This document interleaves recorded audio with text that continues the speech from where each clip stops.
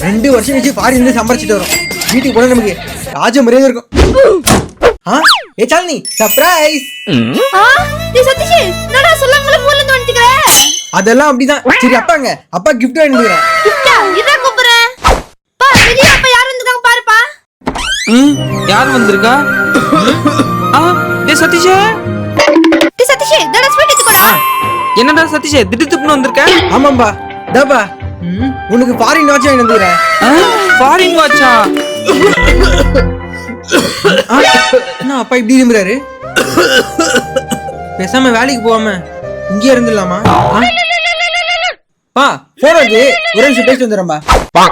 சொல்லுங்க சார். சதீஷ் கம்பெனில emergency work இருக்கு, சீக்கிரம் உங்களால வர முடியுமா? சார் எங்க அப்பாவுக்கு உடம்பு கண்டிஷன் தெரியல, அதனால இங்கே வேலை பார்த்துக்கலாம்னு இருக்கேன் சார். சதீஷ் இதோட பின்விளைவுகள் ரொம்ப மோசமா இருக்கும், பரவாயில்லையா? சரி நான் பாத்துக்கிறேன் சார், வச்சிரேன் sir. Sathish hello sir cut பண்ணிடுங்க சார்.